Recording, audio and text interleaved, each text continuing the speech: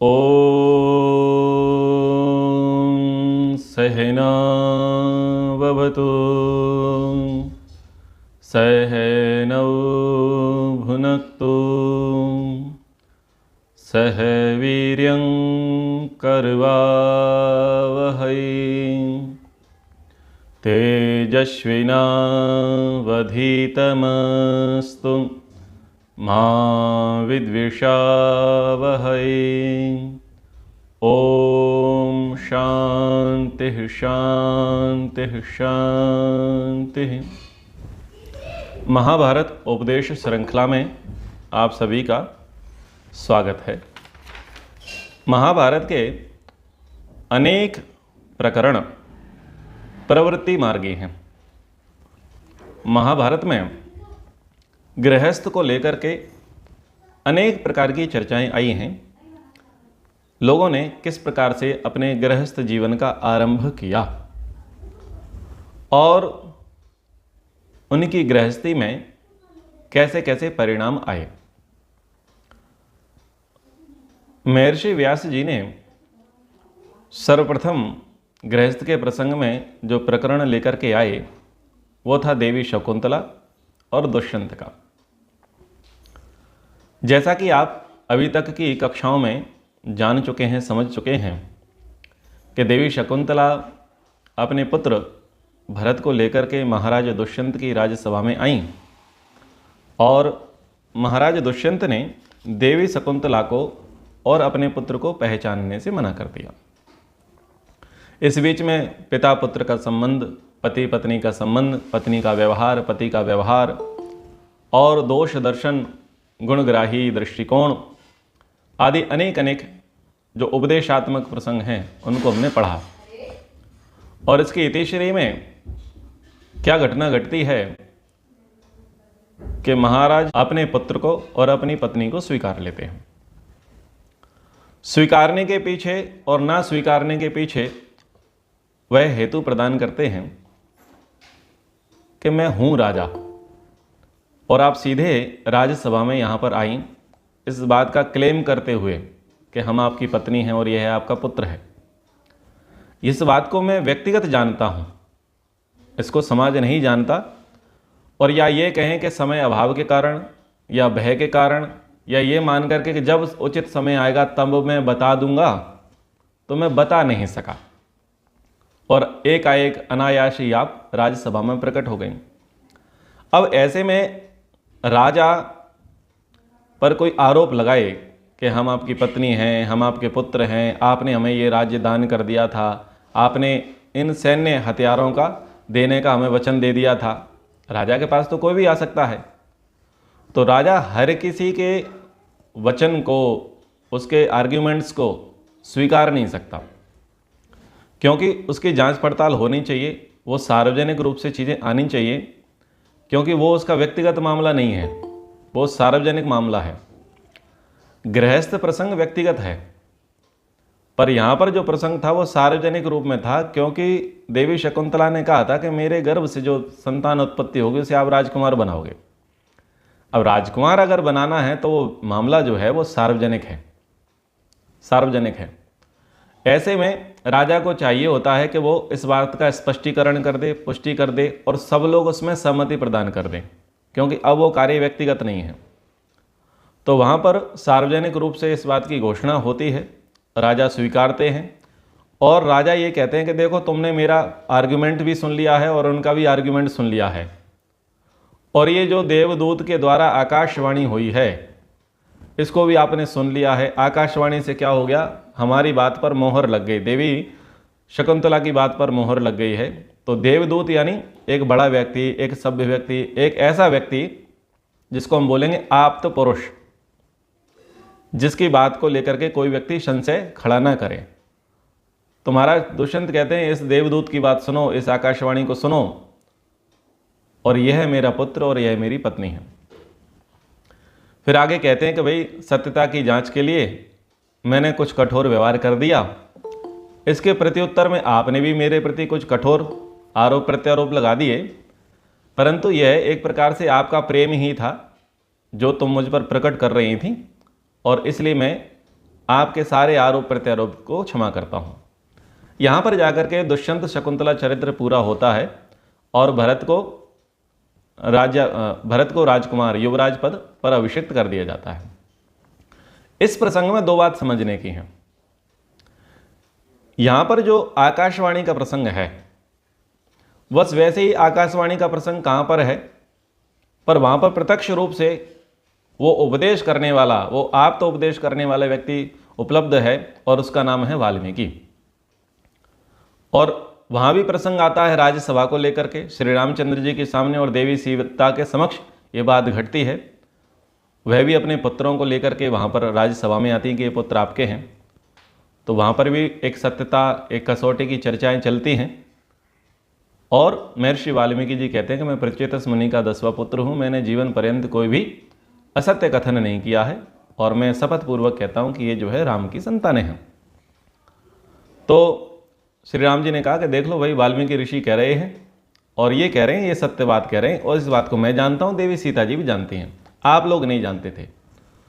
तो इससे एक व्यवहार समझ में आता है कि अगर आप दो लोग मिलकर के कोई डील करते हैं, कोई प्रसंग करते हैं, किसी क्षेत्र में आप वचनबद्ध होते हैं, परिवार को, समाज को उसके विषय में अधिक पता नहीं होता और कालांतर में वो रिश्ता, वो संबंध आपको निभाना पड़े, तो ऐसे में आपको ऐसे मीडिएटर की आवश्यकता है जो देवदूत का कार्य करे, जो आप्त पुरुष का कार्य करे, यानी जिसका वचन सत्य सिद्ध हो। वो या तो आपके संबंध पर मोहर लगावे अथवा उस पर यह कहे कि ये डिनाई है, ठीक नहीं है, तो उसकी बात प्रमाणिक होनी चाहिए। तो ये एक व्यवहार समझ में आता है। दूसरा व्यवहार ये है कि जब आप किसी की बात नहीं मानते, आप झूठ बोल देते हैं, आप निंदा चुगली करते हैं और ऐसे में अगर व्यक्ति कोई कुपित होकर के, क्रोधित होकर के कठोर वचनों का प्रयोग कर लेता है, तो उन कठोर वचनों को व्यक्ति को सहन करना चाहिए और क्षमा करना चाहिए, क्योंकि रहना तो साथ में ही है। अब लोग करते क्या है कि नहीं, वो सारी बात तो ठीक थी, तुमने मुझे कठोर वचन बोले कैसे, तुमने ये मुझ पर आरोप लगाए क्यों। इस प्रसंग को आप ऐसे समझें, वर्तमान में आप देख रहे हैं कि तलाक के जो केस हैं वो 1 लाख से अधिक भारत में हैं और भी ज़्यादा हो सकते हैं। कई मसलों में वकील मध्यस्थ बनते हैं, पारिवारिक जन भी मध्यस्थ बनते हैं और उन दोनों की भी इच्छा होती है कि चीज़ें डाइवोर्स तक ना जाएं, विवाह विच्छेद की स्थिति निर्मित ना हो और जो भी मिसअंडरस्टैंडिंग है पति पत्नी के बीच में या परिवार के बीच में, उसको मिल करके सॉर्ट आउट कर लें, उसे नष्ट कर लें। अब ऐसे में कुछ ना कुछ कठोर वचन, आरोप प्रत्यारोप हो ही जाते हैं। तो यहाँ पर दुष्यंत से शिक्षा लेनी चाहिए कि यदि आपने साथ में रहना ही है और साथ में रहने के लिए ही आपने वो बैठक बुलाई थी, लोगों को बुलाया था, कंसल्टेंट्स को बुलाया था, तो जो बीच में अगर कुछ अपशब्द प्रयोग हो गए हैं, कुछ आरोप प्रत्यारोप प्रयोग हो गए हैं, कुछ कठोर वचन प्रयोग हो गए हैं, तो उसको क्षमा करना चाहिए, उस पर धूल डालना चाहिए, उसको तूल नहीं देना चाहिए। और कई जगह पर होता यही है कि जब दो पक्ष मिल करके किसी समस्या का समाधान करने के लिए आते हैं और बीच में अगर गर्मा गर्मी होती है तो मामला बुरी तरीके से बिगड़ जाता है। तो इसमें यही देखना चाहिए कि क्या हम मामले को सुलझाने के लिए तैयार हैं या उलझाने के लिए तैयार हैं। तो व्यक्ति का जो दृष्टिकोण जो है वो सुलझाव वाला होना चाहिए, उलझाव वाला नहीं होना चाहिए। तो ये दो बातें इस अंतिम प्रसंग से हमें समझना चाहिए। अब जो मुख्य प्रसंग है देवी गंगा और महाराज शांतनु का, उस प्रसंग को आप थोड़ा समझें। ये भी गृहस्थ के लिए बड़ा महत्वपूर्ण है। आप ये देखें कि विवाह के संबंध में महाभारत में अलग अलग कंडीशन दी गई हैं। अनेक कारण महाभारत में विवाह के गिनाए हैं, अनेक परिस्थितियां गिनाई हैं, यानी भविष्य में कैसे कैसे कारण आपके सामने विवाह से संबंधित हो सकते हैं और उन संबंधित कारणों के कैसे प्रभाव पड़ेंगे, कैसे परिणाम पड़ेंगे, ये आपको महाभारत से सीखने को मिल जाएंगे। अगर आपको बात समझ में नहीं आ रही हो तो मैं एक श्लोक उद्धृत करता हूं, वेदः स्मृति सदाचारः स्वस्य च प्रियमात्मना। यानी आप किसी धर्म संकट में हैं और आपको धर्म का बोध नहीं है तो वेद को पकड़ो, स्मृति को पकड़ो, फिर सदाचार को पकड़ो। तो मान लीजिए वेद और स्मृति आपके पकड़ में नहीं आ रही, तो सदाचार तो पकड़ में आएगा। तो जिस फील्ड में आप फंसे पड़े हो, बींधे पड़े हो, आप उसको सॉर्ट आउट नहीं कर पा रहे हैं, तो वहाँ पर सदाचार देखो कि हमसे पूर्व में ऐसी प्रसंग में, ऐसी घटना में कौन फंसा था और वो इन परिस्थितियों से कैसे निकला और हम कैसे निकल सकते हैं। तो ऐसे उसके साथ संबंध जोड़ते हुए वर्तमान जो धर्म संकट है, उस वर्तमान धर्म संकट से हम बाहर निकल सकते हैं। पहला धर्म संकट क्या है? पहला धर्म संकट ये रहा, एक कंडीशन दी विवाहों की कि लड़का लड़की मिले और उन्होंने गुपचुप शादी कर ली, लेकिन कभी समाज के सामने आए नहीं, और कालांतर में अगर गर्भधारण हो जाए, बच्चा हो जाए, बड़ा हो जाए, तो आप उस परिस्थिति को कैसे फेस करोगे? तो वो चीज़ आपको सिखा दी गई है। कहाँ से? दुष्यंत शकुंतला चरित्र से सिखा दी गई। अब वो कितना धर्म होगा, कितना परिणाम निकलेंगे, वो भी लिखा है, और तुम भी अपना देख लेना है कि उसके क्या परिणाम निकलेंगे। अब है शर्तों का संबंध, शर्तों पर विवाह, कि जो शर्तों के साथ संबंध करते हैं, विवाह करते हैं, वो कितने सफल होते हैं और कितने असफल होते हैं। वर्तमान में वो कितने लाभदायी होते हैं और भविष्य में वो कितने लाभदायी या उनके दुष्परिणाम निकलते हैं। तो अब ये दूसरा प्रसंग चल रहा है। ऐसे ही आपको विवाह के बहुत सारे प्रसंग महाभारत से मिलेंगे। यानी गृहस्थ से संबंधित जितनी समस्याएं हैं आज वर्तमान में, उन सारी समस्याओं का समाधान आपको महाभारत से मिलेगा।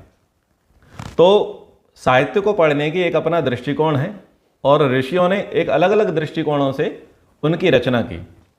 ये जो पुराण हैं, ये जो इतिहास है, ये इतिहास मैथ नहीं होता, 2 × 2 = 4 नहीं होता। इसमें 100% सत्यता नहीं होती। इतिहास ग्रंथों में कोई चीज़ 50 साल पहले, 100 वर्ष पहले, 200 वर्ष पहले घट चुकी, और आज हम उसका लेखन करें तो उसका यथार्थ लेखन, यथार्थ वाचन, यथार्थ प्रवचन नहीं हो सकता। और अगर कर भी दोगे तो वो नीरस नहीं होगा, नीरस हो जाएगा, जग हितकारी नहीं होगा, लोकप्रिय नहीं होगा। तो उसको लोकप्रिय बनाने के लिए, उसमें रस डालने के लिए, उसमें क्या करना पड़ेगा? काव्य का प्रयोग करना पड़ेगा, कुछ रसों का, कुछ छंदों का, कुछ अलंकारों का, कुछ अतिशयोक्तियों का, कुछ अलंकारिक आख्यानों का प्रयोग करना पड़ेगा, ताकि उसका माधुर्य बढ़ जाए, उसका सामर्थ्य बढ़ जाए, रोचकता उसके प्रति बढ़ जाए। लेकिन वो बेस्ड क्या होता है? हिस्टोरिकल। बोले ये इतिहास से प्रेरित कथानक है। जैसे कि अभी लेटेस्ट आप छावा मूवी देख करके आए होंगे, एक रजाकार मूवी रही, और भी जितनी फिल्में थी, जैसे कश्मीर फाइल हुई, केरला स्टोरी रही, है तो इतिहास, लेकिन प्रस्तुतिकरण किस प्रकार से होता है? ताकि वो रोचक लगे। तो वो जितनी रोचकता या जितने इमोशन या जो कुछ भी दिखाया जाता है, वो 100% इतिहास नहीं होता, वो एक प्रस्तुतिकरण का तरीका होता है। तो यहां पर आप शांतनु और देवी गंगा के प्रसंग को थोड़ा समझें। राजा शांतनु किसकी संतान है? महाराज प्रतीप की संतान है। महाराज प्रतीप से शांतनु की उत्पत्ति हुई, और शांतनु जब बड़े होते हैं तो वो राज्य कार्यों में पिता का सहयोग करने लग जाते हैं, युवराज बन जाते हैं। ये भी वन में जाते हैं आखेट खेलने के लिए, जैसे महाराज दुष्यंत गए हुए हैं। उस समय राजाओं के एक ऐसा विलास रहता था कि वो आखेट खेलने के लिए, यानी हिंसक पशुओं को मारने के लिए, अपनी जंगली सीमा का निरीक्षण करने के लिए आते जाते रहते थे। क्योंकि जितने ज़्यादा जो उपद्रव होते हैं वो वन के माध्यम से होते हैं, वन प्रदेशों के माध्यम से होते हैं। इसलिए वन प्रदेशों पर अंकुश लगाने के लिए प्रायः राजा लोग आखेट के माध्यम से जाते थे। अब गए तो हैं आखेट खेलने के लिए, पर जो उपद्रवी हैं, चोर हैं, उचक्के हैं, दस्यु हैं, राक्षस प्रकृति के जो लोग हैं, वो भी वहाँ पकड़े जाते हैं, वो भी मारे जाते हैं। तो एक पंथ दो काज वहाँ पर सिद्ध हो जाते हैं, और उनकी युद्ध कला भी बनी रहती है। इसको बोलते हैं ना, जो ट्रेनिंग करते हैं या मॉक ड्रिल करते हैं, जो भी शब्दावली का प्रयोग करते हैं, आप समझ गए होंगे। तो वो कार्य उनका सिद्ध हो जाता है कि चलो अस्त्र शस्त्र हमारे पहने बने रहेंगे, उसमें जंग नहीं लगेगी, और हम भी युद्ध विद्या में निष्णात बने रहेंगे, कुशल बने रहेंगे। महाराज शांतनु जब वन प्रदेश में जाते हैं तो नदी के निकट उन्हें एक बहुत अच्छा सा वातावरण दिखाई देता है, जिसकी ओर वो जाते हैं। और वहाँ पर उनको गंगा नाम की एक कन्या दिखाई देती हैं। वो उनसे पूछते हैं कि आप देवी हो या दानवी। तो दानव का अर्थ उस प्रकार का नहीं लेना है जैसे टेलीविज़न में हम देख चुके हैं, दानव का मतलब राक्षस और देव का मतलब देवता। ये तो कैटेगरीज हैं, कैटेगरी हैं कि किस कुल से हो, देवों के कुल से हो या दानवों के कुल से हो, किस वंश से हो जो आप यहाँ पर जंगल में हो, इस आश्रम में हो। तो दोनों में क्या होता है, शारीरिक आकर्षण बढ़ता है, शारीरिक आकर्षण बढ़ता है और विवाह का विचार तैयार होता है। उन्होंने कहा कि ठीक है, हम आपसे विवाह करने के लिए तैयार हैं। देवी गंगा ने कहा, पर मेरी आपसे एक शर्त है। बोले क्या शर्त है? कि मैं भला बुरा जो कुछ भी करूं उसके लिए आप मुझे रोकेंगे नहीं और मुझसे कभी अप्रिय वचन नहीं कहेंगे, और यदि आप मेरे साथ रोक टोक करेंगे तो मैं आपको छोड़ करके चले जाऊंगे, और रोक टोक नहीं करेंगे, सारे नखरे उठाएंगे तो हम आपके साथ रहेंगे। महाराज शांतनु सरेंडर कर देते हैं। अब इस प्रसंग को आप समझिए। ये समस्या जो शांतनु जी के सामने आई, ये प्रायः युवा पीढ़ी के सामने आती ही है। जो यूथ हैं, यंगस्टर हैं, युवक युवतियां हैं, जो कॉलेजेस में पढ़ रहे हैं, जॉब कर रहे हैं प्राइवेट सेक्टर में, गवर्नमेंट सेक्टर में या अन्य अन्य फील्ड में लगे हैं, एकाएक वो रूपवती कन्या को देखते हैं या एकाएक वो रूपवान पुरुष को देखते हैं, और जिनकी शारीरिक बनावट जो है वो व्यक्ति को क्या करती है, आकर्षित करती है, प्रभावित करती है, और दो चार उनमें भगवान की कृपा से गुण भी हो तो उसको कहते हैं सोने पे सुहागा। यानी वो पढ़ा लिखा है, वेल ड्रेस है, उसका बोलने का तरीका अच्छा है, उसके समझने का तरीका अच्छा है, समझाने का तरीका अच्छा है, और धन से भी संपन्न है। यानी रूपवान होने के साथ साथ या रूपवती होने के साथ साथ कुछ और भी उसमें योग्यताएं हैं जो प्रभावित करती हैं, उस पर चार चांद लगा देती हैं। तो जब शारीरिक आकर्षण बढ़ता है तो फिर छानबीन की ओर नहीं जाया जाता, उसके पीछे को नहीं देखते कि ये वर्तमान में ऐसा दिखाई दे रहा है या दिखाई दे रही है, भविष्य में ये कैसी होगी या ये कैसा होगा, वो बुद्धि में नहीं रहता। बस वर्तमान टारगेट सिद्ध होता कि कैसे ही जो है इससे जो दैहिक आकर्षण है, जो भौगिक इच्छा है, वो पूर्ण हो जाए। अब उसके लिए किसी भी शर्त को मानना क्यों ना पड़ जाए, हम उस शर्त को स्वीकार लेंगे, क्योंकि उस समय तो वो मोहित हो चुके होते हैं। प्रेम नहीं है, प्रेम बुद्धिपूर्वक होता है और मोह बुद्धि से परे की स्थिति है, वहाँ बुद्धि नहीं चलती। तो दैहिक आकर्षण में या कामांधता में वो मोह की स्थिति बनती है, और जो वर्तमान में बहुत अच्छा लग रहा या लग रही होती है उसके साथ संबंध स्थापित कर लेते हैं या उसे वचन दे देते हैं, उससे विवाह कर लेते हैं। अब कालांतर में उसके क्या परिणाम निकलते हैं वो विचारणीय होते हैं। महाराज शांतनु को उसको इसकी भीषण कीमत चुकानी पड़ी कि उन्होंने बैकग्राउंड चेक नहीं किया, उन्होंने समय नहीं दिया, एक दूसरे के गुण कर्म स्वभावों को उन्होंने परखा नहीं, और कामांधता के कारण और शर्त स्वीकार ली। और शर्त स्वीकार ली क्या सोच करके? क्या होता है, जब तक व्यक्ति किसी वस्तु पर लालायित होता है तो उसकी बुद्धि में ये होता है कि इस वस्तु को मैं ये इन प्रकार प्राप्त कर लूँ, और ऐसे भावावेश में आकर के वो वचन दे देता है, सम्मति दे देता है, झूठ बोल देता है, और बाद में वही चीज़ें गृहस्थ को बिगाड़ने के लिए कारगर सिद्ध होती हैं। जैसे कि आजकल के हमारे हिंदू समाज की लड़कियां हैं, उनको कई बार अनेक बार समझाया गया है। आजकल तो यात्राएं, रैलियां भी निकाली जाती हैं, एक फ्रिज ट्रैक्टर के पीछे रख दिया जाता है, लव जिहाद उस पर लिखा जाता है, और फ्रिज को खोल करके दिखाया जाता है, खून टुकड़े टुकड़े आदि आदि, और खूब प्रचारित किया गया है कि तेरा भी अब्दुल ऐसा है, वो कहती मेरा अब्दुल ऐसा नहीं, और परिणाम उसका भी वही निकलता है जो पहले की लड़कियों के निकल चुके हैं। स्थितियाँ उनकी वही होती है जो सबकी होती है।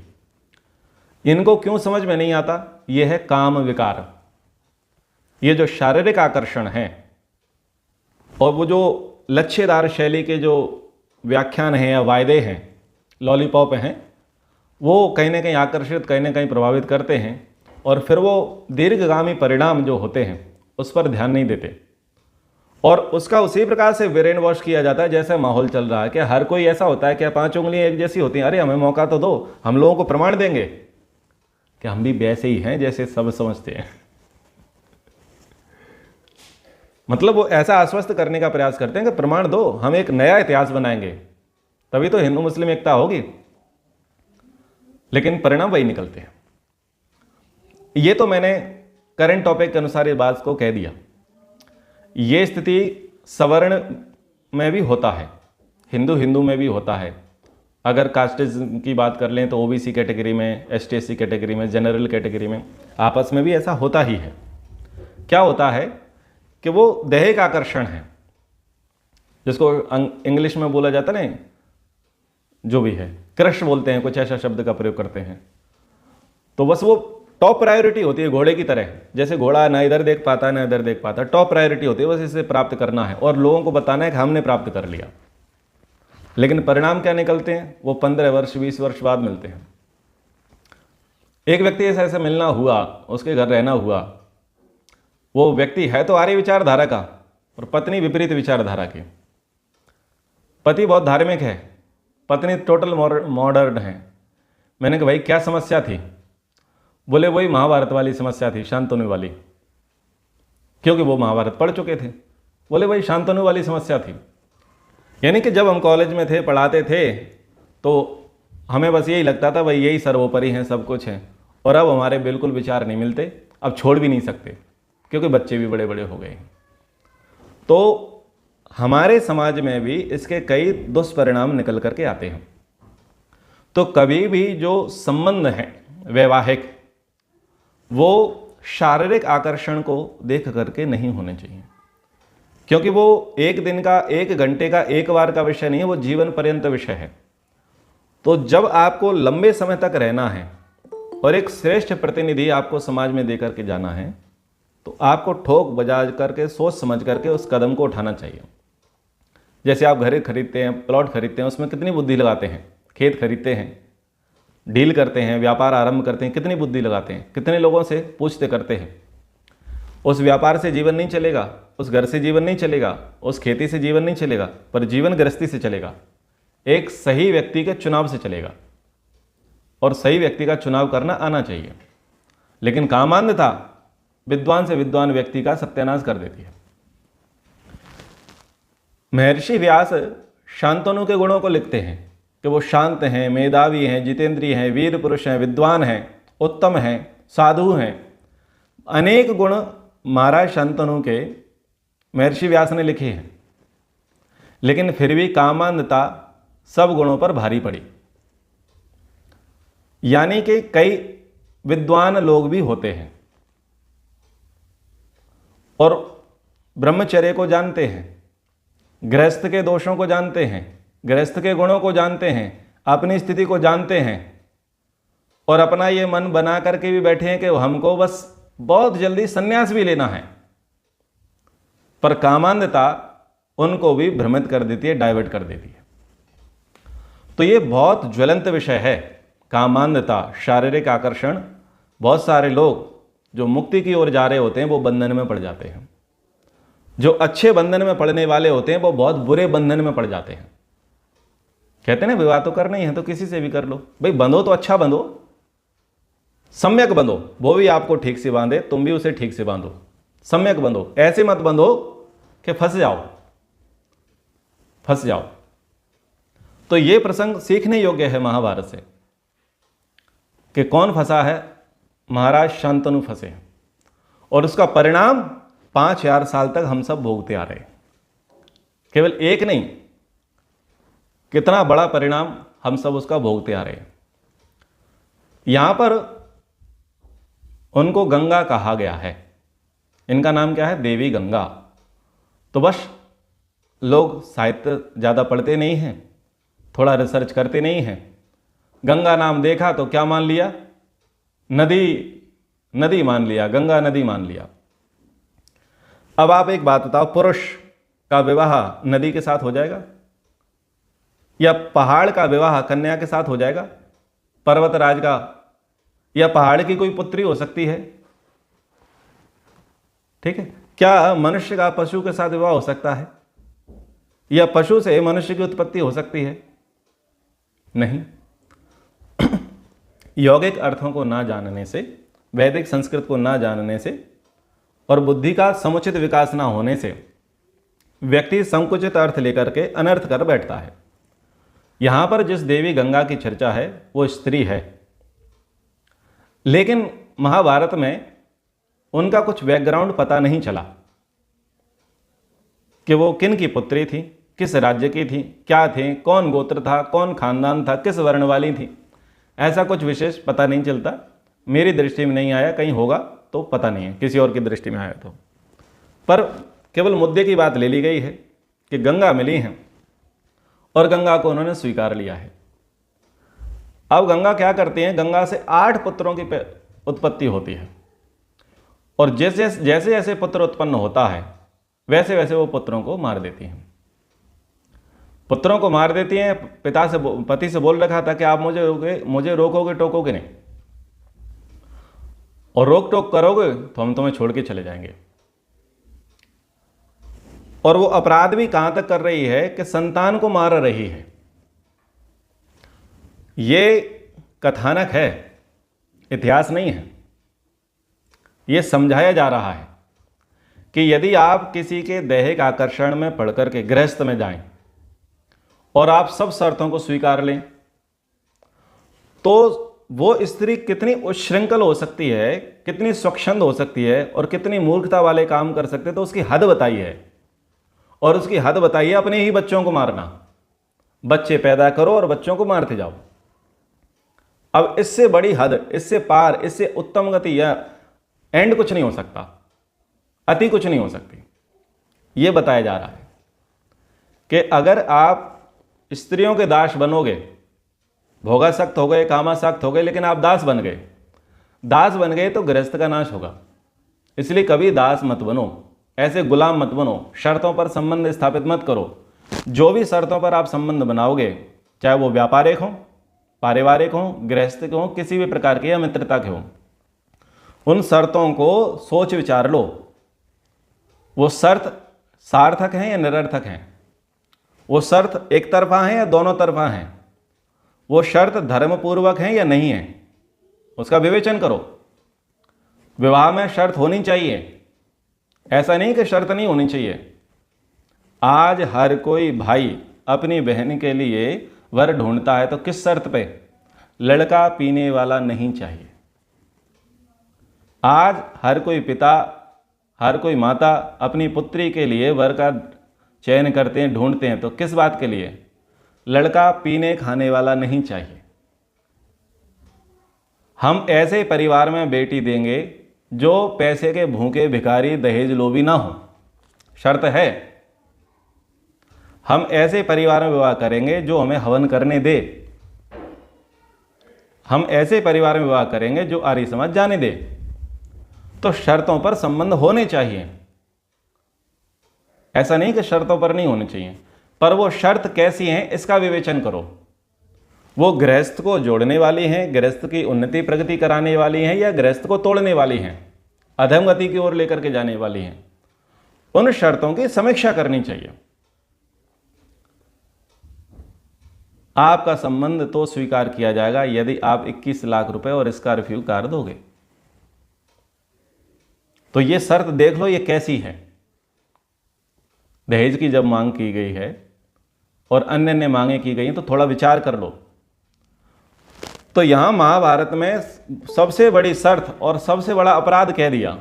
अब इसके अंतर्गत सारे अपराध आ जाएंगे, सारी शर्तें आ जाएंगी। इसलिए जब वर वधू का चयन करें, या कोई लड़का लड़की को पसंद करे या कोई लड़की लड़के को पसंद करे और विवाह की बात आगे बढ़े, तो शर्तों पर ध्यान दे लेना, कहीं वो शर्त तुम्हारी शैया ना बना दे, अंतिम यात्रा का साधन ना हो जाए, वो ध्यान देना। यहां पर देवी गंगा क्या करती हैं, जितने पुत्र होते हैं उनको मारती चली जाती हैं। जो जो पुत्र उत्पन्न होता है उसे वह जल में डुबो देती है। राजा उससे कुछ नहीं कहते, उन्हें डर लगता है कि कहीं ये मुझे छोड़ करके ना चली जाए, ये चर्चाएं चल रही हैं समाज में, तो चर्चाओं को सुन करके वो जाते हैं कि तूने 7 पुत्र मार दिए, कम से कम इसको तो छोड़ दे। तू किस खानदान की है, किसकी पुत्री है, किस विचारधारा की है, तू कितनी दुष्टता करेगी कि तू अपने ही पुत्र को मार देती है। कम से कम इस पुत्र को तो तू बख्श दे। गंगा कहती हैं कि ठीक है, आपने मुझे रोक दिया, अब मैं एक पल भी आपके घर में नहीं रह सकती, एक पल भी आपके घर में नहीं रह सकती। तुमने सुबह सुबह चाय क्यों नहीं दी? और मेरी शर्त थी कि तुम मुझे सुबह सुबह चाय दोगे। तुमने ऐसा क्यों किया? तुमने दवाइयों का ध्यान क्यों नहीं रखा? कुछ आजकल आधुनिक लड़के लड़कियों की कुछ शर्तें होती हैं, जैसा मैं कह रहा हूँ वैसी नहीं, पर वैसी लगभग कुछ शर्तें होती हैं। अब वो शर्तें हमेशा वो उसकी बुद्धि में रहती हैं, लड़के की भी और लड़की की भी। अगर लड़की ने वचन लिया है लड़के से, तो लड़के के दिमाग पर हमेशा तलवार लटकती रहती, कहीं इसकी शर्त ना टूट जाए। लड़की ये सोचती है कि ये शर्त कब तोड़ेगा, मैं इसे ट्राई करके देखती हूँ। और कभी ना कभी क्या होता है, वो शर्त टूट ही जाती है, टूट जाती है। बस देखो, देख लिया हमने तुम्हारा प्यार, देख लिया हमने तुम्हारा समर्पण, देख लिया हमने तुम्हारा परिवार, अब हमें तुम्हारे साथ नहीं रहना। ये आजकल घटनाएं चलती हैं। बस ये सब देवी गंगा के वंशज हैं, ये सब देवी गंगा के वंशज हैं। और जितने लड़के आकर्षित हो जाते हैं वो सब शांतनु के वंशज हैं। तो चीज़ों को समझो। उन्होंने कहा ठीक है, अब हम चलते हैं, नमस्ते, और पुत्र को लेकर के आएंगे। वो चली जाती हैं अपने पुत्र को लेकर के। लंबा समय बीत जाता है, इधर शांतनु अकेले पड़ जाते हैं।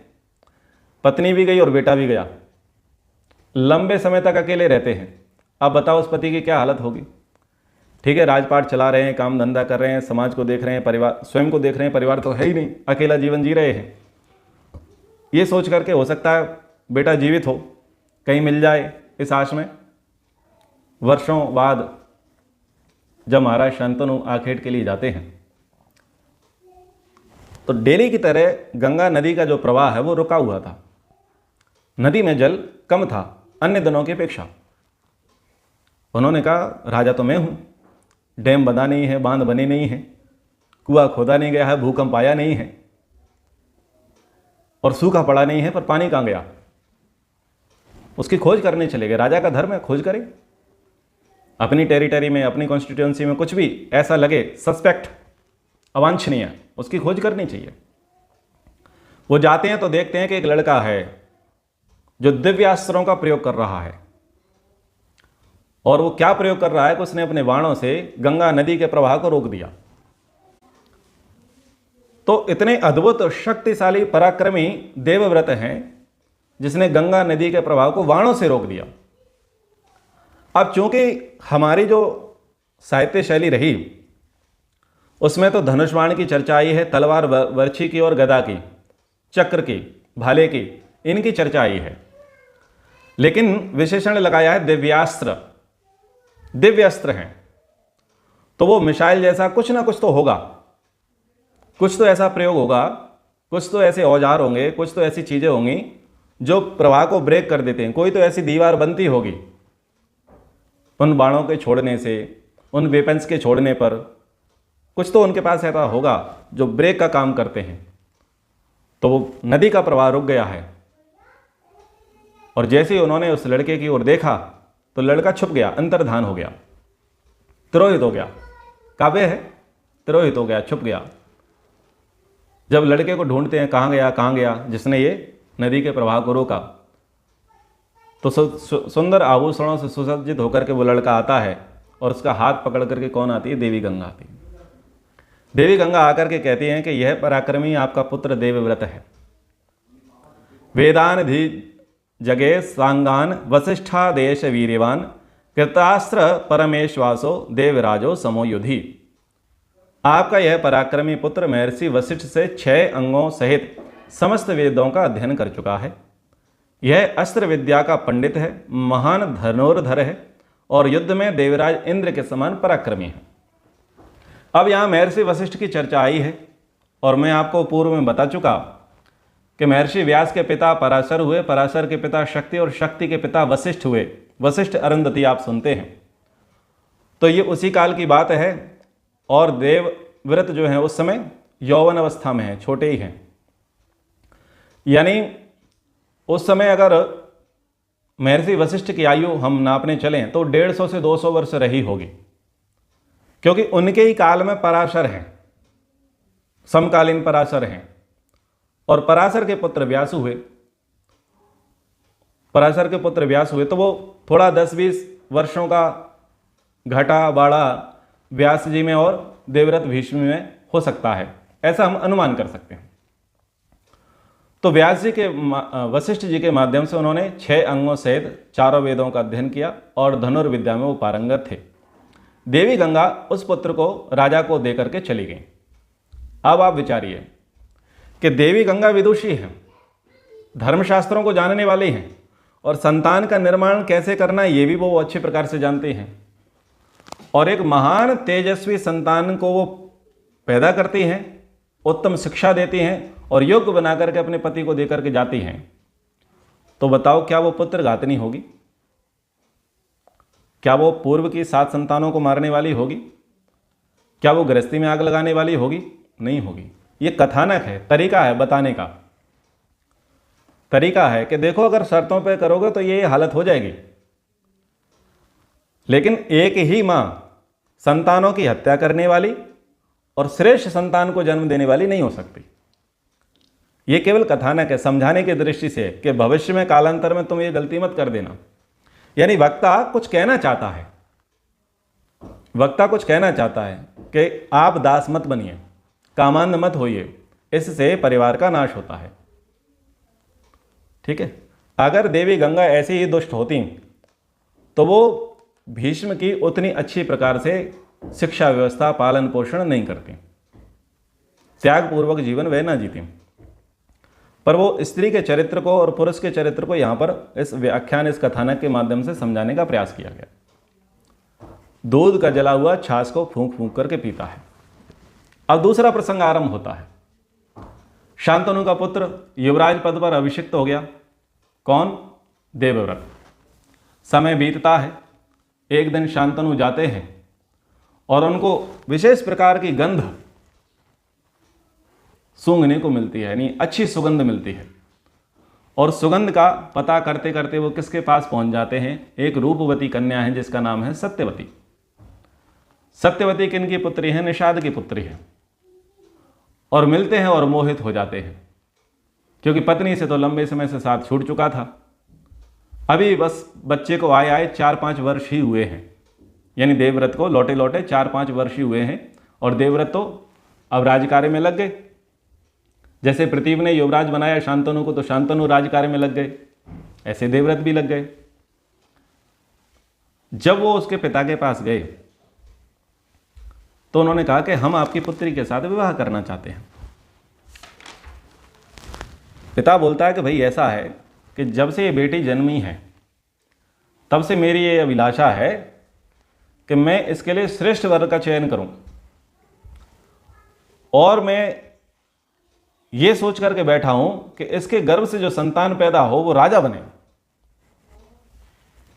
मतलब ख्वाब बहुत लंबे लंबे। निषाद राज है, नाव चलाता है, एकाकी क्षेत्र में रहता है, ख्वाब कैसे है? राजा बनने के। तो ऐसी प्रकृति के लोग भी आपको समाज में मिलेंगे। ये भी प्रसंग है, समझिए। पढ़े लिखे नहीं होंगे, पढ़ी लिखी चाहिए। पैसे वाले नहीं होंगे, पैसे वाली चाहिए। रूपवान नहीं होंगे, रूपवती चाहिए। ऐसा होता है ना, ऐसा होता है, लोगों का होता है व्यवहार। ऐसे ही घर में तो खाने के लिए कुछ ना हो, पर सामने वाले से पूछेंगे अच्छा तेरे यहाँ घर में खाने के लिए क्या क्या है। खुद भले ही साइकिल से घूमता हो पर उससे पूछेंगे 4 व्हीलर है क्या। पिता, कुछ पिता सयाने होते हैं, कुछ पिता अति महत्वाकांक्षी होते हैं। खुद का कुछ सामर्थ्य नहीं है, लेकिन वो पूरा अपनी बेटी पर ही दाव लगाते हैं, उसी पर दाव खेलते हैं। ऐसे कुछ बहुत सयाने पिता आपको देखने को मिलते होंगे, हैं ही, जिनके ख्वाब बहुत लंबे लंबे होते हैं। अगर जिनके यहाँ खाने जाओ तो वो कहते हैं हमारे पास तो कुछ है ही नहीं साहब, हम तो गरीब हैं। लेकिन दूसरे के यहाँ जब वो खाने जाए तो वो कहते हैं अच्छा ये नहीं बना, ये वैसा नहीं बना, कि ऐसा होता तो और अच्छा था। ऐसे कई लोग हैं ऊंचे ख्वाब वाले और खुद फटेयाल, मैंने खूब देखे हैं, आपने भी देखे होंगे। ऐसे ही है फटेयाल फटीचर निषाद राज।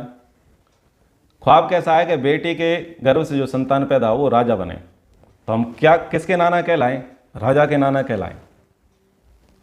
ठीक है, अपनी पुत्री का विवाह हर कोई पिता अच्छे स्थान पर करना चाहता है, पर ख्वाब इतने लंबे, इतने ऊंचे, इतने अति वाले, वो भी कैसे? अगर हमारी शर्तें पूरी होंगी तो हम विवाह करेंगे, शर्तें पूरी होंगी तो विवाह करेंगे। यहां भी शर्त है। अब चूंकि दूध का जला हुआ छाछ को फूक फूक के पीता है, शांतनु पहले तो घायल था, और वही कंडीशन 20-25 वर्ष बाद, 30 वर्ष बाद उसके सामने फिर घट गई। शांतनु शांति से घर चले गए, बोले अब कुछ नहीं कह सकता। पहले तो मैंने वचन दे दिया था क्योंकि मैं अधिकारी था, पर अब मैं वचन नहीं दे सकता क्योंकि अब मैं अधिकारी नहीं हूं। इसका अधिकारी तो भीष्म है, देवव्रत है। पुत्र के अधिकार को छीनने का पिता को अधिकार नहीं है। वो युवराज है तो मैं उसे हटा करके दूसरे को युवराज नहीं बना सकता, तो ये मेरे अधिकारी क्षेत्र से बाहर है, और मैंने तो वचन दे रखा है, सबके सामने बता रखा है ये मेरा उत्तराधिकारी है। तो ये भी एक मर्यादा है। पिता को इतना भी तानाशाह नहीं बनना चाहिए मैं चाहूँ जो करूँ। जब आपने दूसरे व्यक्ति को अधिकार दे दिया है तो अब उससे पूछो कि क्या आपका अधिकार किसी और को दिया जा सकता है, आप डोनेट कर सकते हैं, समर्पित कर सकते हैं या नहीं। शांतनु आते हैं, संतप्त रहते हैं, चिंता करते हैं, और चिंता दोनों प्रकार की करते हैं। एक अपनी भी चिंता करते हैं, अपने अकेलेपन को भी महसूस करते हैं, और दूसरी चिंता वो क्या करते हैं कि बेटा है, एक ही है, राज्य बड़ा है, और मान लीजिए कुछ दुर्घटना घट जाए, जीवन तो नश्वर है, किसी का भी शरीर छूट जाए, तो अगर मैं विवाह कर लूं तो 1-2 संतान और हो जाएंगी। तो जो एक संतान होने पर जो भय बना रहता है कुल के नाश का, वो नहीं होगा। अब आपकी बुद्धि उल्टी चली, बेटा भी तो विवाह के योग्य हो गया है, मतलब स्वार्थी बुद्धि चली है बाप की। बेटे का विवाह करा देता, बेटे 2-4 संतान पैदा कर लेता, तो वंश कहां नाश होता। पर पहले व्यक्ति अपने स्वार्थों को लेता है, फिर सोचता है। शांतनु को देखा देवव्रत ने तो चेहरा मुरझाया हुआ था। पूछा, पिताजी कारण क्या है? बोले, जीवन अनित्य है, मुझे लगता है कि तुम्हारे और 1-2 भाई बहन होने चाहिए। मेरे मन में विवाह करने की इच्छा प्रकट हुई है, बस इतनी सी बात है। देवव्रत बुद्धिमान थे, उन्होंने कहा पिता ने आधी बात कही, आधी बात नहीं कही है, मामला कुछ गड़बड़ है। कौन गया था पिता के साथ, कहाँ क्या घटनाक्रम घटा? तो उनके जो सहकारी थे, सहचर थे, उनसे वो मिले और उनसे पूछा, भाई क्या प्रसंग है? बोले, ऐसा सा प्रसंग है, तुम्हारे पिताजी को ये कन्या पसंद आ गई और बेटी के बाप ने शर्तें रख दी हैं। क्या शर्तें रख दी हैं? कि विवाह तभी होगा जब बेटे को राजकुमार बनाया जाएगा। बोले, पिताजी की इच्छा है विवाह करने की, और वो चाहते हैं, उन्होंने लंबे समय तक एकाकी जीवन जिया है, उनको भी अपनी गृहस्थी फिर से बसाने का अधिकार है। कोई बात नहीं, चलो हम चलते हैं। तो ये पहला प्रसंग है कि जब बाप के लिए बहू लेने बेटा जाता है। ये इतिहास का पहला प्रसंग है। मतलब पिता के लिए क्या क्या नहीं करा गया है। एक तरफ पिता माता को कंधे पे धर के बेटा यात्रा करा रहा है श्रवण कुमार बन करके, एक तरफ पिता को प्रसन्न करने के लिए बेटा अपनी नवविवाहिता को लेकर के जंगल जा रहा है, और एक तरफ बेटा अपने पिता के लिए बहू ढूंढने जा रहा है, अपने लिए मां ढूंढने जा रहा है। तो पितृभक्ति भी आप देखिए। वो सत्यवती के पास जाते हैं, सत्यवती जी को देखा, निषाद राज से मिलते हैं, और निषाद राज से कहते हैं कि भाई मैं जो पिताजी आए थे उनका पुत्र हूं, और मैं अपने पिता के लिए आपकी पुत्री मांगता हूं। उसको बड़ा आश्चर्य लगा कि बाप के लिए बेटा बहू लेने आ रहा है, यानी मां लेने आ रहा है। जबकि होता क्या है कि बाप आता है बेटे के लिए बहू लेने के लिए, ठीक है, होता यही है, पर यहां शीर्षासन है, बेटा मां लेने के लिए गया है। उन्होंने कहा कि देखो ऐसा है भाई, आपके पुरुषार्थ, आपके शौर्य से हम अपरिचित नहीं हैं, जानते हैं आप बहुत तेजस्वी प्रतापी हैं। ये मान लिया कि मेरी बेटी के गर्भ से जो संतान होगी वो राजकुमार बनेगी, तो तुम्हारी बात को कौन टाल सकता है? तुम तो सत्यवादी हो, प्रतापी हो, भरतवंशी हो। पर महाराज, तुम्हारी संतान तुम्हारे इस व्रत को पालन करेगी, इसकी क्या गारंटी है? आवश्यक नहीं होता कि पिता के वचनों को पुत्र आगे भी निभाएं। पिता के द्वारा जो संकल्प दे दिए गए हैं या संधि कर ली गई है, उस संकल्प या संधि को आगे जाकर के पीढ़ी स्वीकार ले, इसकी कोई गारंटी नहीं है। अब मेरी बेटी से जो संतान की उत्पत्ति हो, तुम उसे राजकुमार बना लो, और फिर तुमसे कोई संतान उत्पन्न हो और वो राज्य के लिए युद्ध करें, तो ये मैं नहीं चाहता। मैं तो निष्कंटक राज्य चाहता हूं, मैं निष्कंटक राज्य चाहता हूं। अब आप समझदार हैं। इतना दुष्ट पिता है, इतना दुष्ट पिता कभी नहीं होना चाहिए जितनी दुष्टता निषाद राज ने दिखाई है, और इतना विवश भी किसी को नहीं होना चाहिए जितनी व्यवस्था शांतनु ने दिखाई है। लेकिन भीष्म का दोष नहीं है, भीष्म का दोष नहीं है। वो तो अपने पिता को प्रसन्न रखना चाहता है। पिता की प्रसन्नता ही पुत्र का धर्म है। और यहां क्या ही अपराध है? यहां कुछ अपराध नहीं है, कुछ गलत काम देवव्रत नहीं कर रहे हैं। थोड़ा संकल्प ले रहे हैं, थोड़ा एडजस्टमेंट कर रहे हैं। राज्य तो चलाना है, कोई चलाए। पर अगर हमारे काम से और अगर पिता का गृहस्थ चलता है, वो प्रसन्न होते हैं, तो इससे अच्छी बात क्या हो सकती है? तो ये भी सोचने का दृष्टिकोण है कि व्यक्ति स्वार्थी नहीं बन रहा है, और वो देख रहा है मिलकर के ही तो काम करना है, मैं नहीं तो कोई और करेगा। उद्देश्य क्या है? काम आगे बढ़ाए, काम आगे बढ़े, राज्य आगे बढ़े, परिवार चले। वो मैं चलाऊं या तुम चलाऊं। वो कहते हैं ना कि हो नहीं चाहिए आग मेरे, नहीं तो तेरे दिल में ही सही। एक ऐसी कुछ पंक्तियां आती है ना, वो काम होना चाहिए, चाहे मैं करूं या तुम करो। काम मुख्य है, नाम मुख्य नहीं है कि किसने किया। तो ये बात भी सीखने योग्य है कि हम काम के पीछे पड़े, नाम के पीछे ना पड़े, श्रेय लेने के पीछे ना पड़े। कार्य की सिद्धि मुख्य लक्ष्य होना चाहिए। देवव्रत ने कहा कि मैं गांगेय, गंगा पुत्र देवव्रत, शांतनु पुत्र देवव्रत, आज से प्रतिज्ञा लेता हूं कि मैं आजीवन ब्रह्मचारी रहूंगा। और मैं आजीवन ब्रह्मचारी रहूंगा तो आपकी समस्या का समाधान हो गया। तुम पिता हो, तुम्हें अपनी पुत्री का योगक्षेम समझना चाहिए। मैं भी तो पुत्र हूं, मुझे भी तो अपने पिता का योगक्षेम समझना है।